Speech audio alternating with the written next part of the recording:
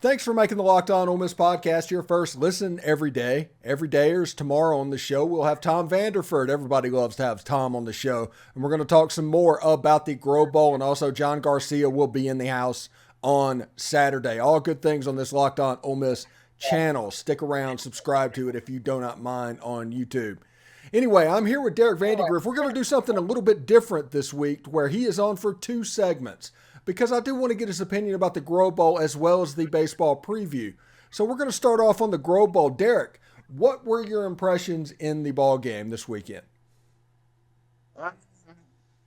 Quite frankly, I think that we can't go wrong with the quarterback position. I'm not sure that I've ever seen and understand it's a spring game, Grove Bowl, all that, but all 3 quarterbacks look pretty good. A lot of talent in that room, obviously. It's been talked about ad nauseum already throughout the spring, with Dart and Howard and Spencer Sanders, but I thought Dart looked really, really good, right? I mean, just the velocity on his throws, he seemed a lot more accurate and a lot more comfortable back there, which, you don't have to worry about people coming and knocking your head off every single play. It helps a little bit, but, thought Dart looked really, really good. Really impressed with Howard. That's the first chance that I'd gotten to see him play and throw and all that, So I think we have an absolute superstar in the making back there with him, and Sanders, made some really nice plays with his legs. His accuracy I didn't think was up to the level I thought it was before I saw him Saturday, but he made several good throws, obviously has a good arm, just overthrew a couple of guys, but really made some plays with his legs that was really impressive, I thought. Yeah, my favorite part about this Grove Bowl is basically confirmation bias for whatever take you want to have. If you came into this game thinking Jaxson Dart was the guy, you came out of this game thinking Jaxson Dart was the guy. Yeah. So we have heard this week on all these perspectives I've gotten Spencer Sanders, we've heard Walker Howard, and we've heard Jaxson Dart. All 3 of people that said they were the best quarterback in the game. And I just think that is fascinating. And that does that's your point. We're in good shape. Yeah. I mean, like I said, you got 3 guys that you're confident could probably go in there and win you a game, and that's just something we haven't had in a long time, being that deep in it, at least, right?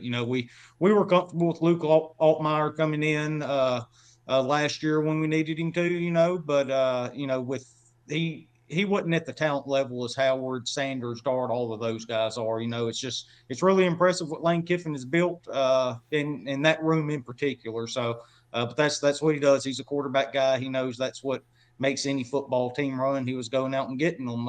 It further confirmed to me from my perspective, I think Quinn Judkins is the best running back in the country. It's just unbelievable how he's able to move in a crowd the way he does, right? He's able to make people miss, and then the burst when he sees green in front of him is, I mean, it's just unbelievable that he can be that one cut guy and get to green grass, and then he's gone. And when you get into an actual football game where you're going to have a little more physicality and all that, we saw last year as a true freshman, he's not scared to lower his shoulder and run over you. I do remember one play from the Grove Bowl I thought was pretty fun. Actually turned to my dad and told him that whoever that defensive end was about to get chewed out. It was a read with Sanders and I think it was Bentley back there with him. And Sanders went to hand it off, pulled it, and then went around the end. But when he pulled it, the defensive end was left free. And he just come up and just smoked Ulysses Bentley. I mean, just drove him straight to the ground. I told Dad, I said, man, Lane's about to go tear somebody up for that one. You're absolutely right about that.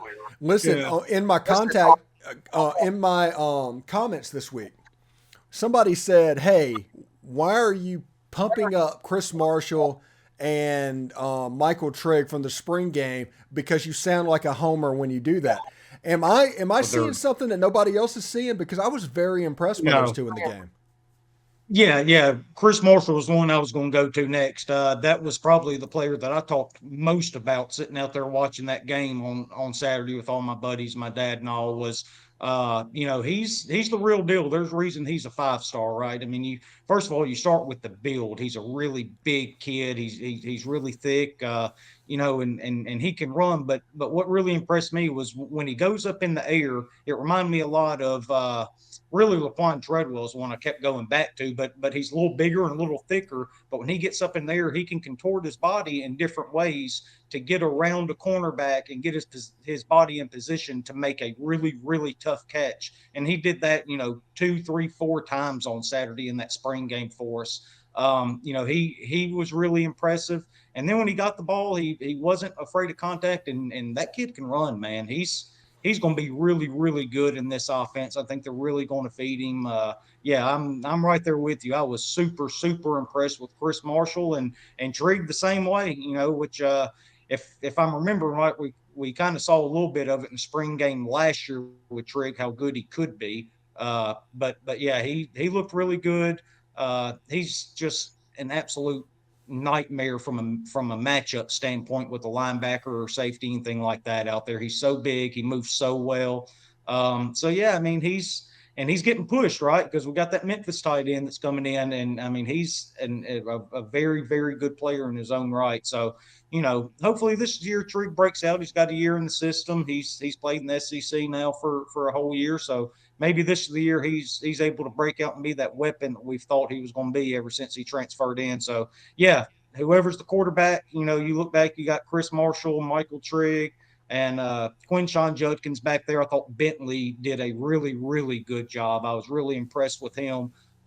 Seems like his vision's gotten a lot better. That's one thing I took away with him on Saturday. He was really hitting holes that were opening up for him that we didn't see last year. And I know he was hurt a good bit last year, so it kind of took away from his opportunities. But he seemed a little more comfortable, seems healthy, and you can see why he was such a sought after recruit in the transfer portal when he came out 2 years ago and came to Ole Miss. So that would be a big boost to have somebody back there that can give Quinshawn some breaks here and there. Yeah, it was actually quite good, and I've been really impressed. I've talked to Dalen Flowers, Bill Flowers. I've talked to just several people over the course of the week, and they're all saying, hey, Ole Miss fans should be optimistic from this game. And that's coming from people that knows what a spring game is and what to look for in a spring game. And and I honestly agree. Like Quinshon Judkins, his lateral movement has somehow gotten better over last year. I know it's unbelievable what he does when he gets into a crowd and he just spurts out of it somehow. He's able to keep hands off of him one way or another, and I mean he's just incredible. Yeah, I'm going to mention this, and this is going to sound absolutely weird, but it reminds me of Dexter McCluster. He never takes a solid hit. At 220 pounds, he never takes a solid hit. Yeah. Yeah, and then just kind of to your point, that's how Dexter made it through the SEC, right? I mean, what did Dexter play at? I mean, there's no way he was 200 pounds, was he? He's about 165, 170 pounds. Actually, I almost saw Dexter McCluster die on a kickoff return against Vandy. Yeah, I mean, but that's kind of your that's kind of your point, though. He's so shifty and he's so good at making people miss. Even if they don't completely miss, he never took a hit head on. They were always able just to get enough of him. But yeah, I mean, and that's a great point you bring up, though. If you're able to have that particular skill set in the frame of Quinshon Judkins, that's a special player and one that Ole Miss fans better really appreciate over these next couple of years. Yeah, absolutely. Coming up after the break, we are going to continue with Derek Vandygriff, and we're going to move on to college baseball with number 1 LSU coming to town. Dylan Cruz coming to town. We'll see what that's all about. Stick around.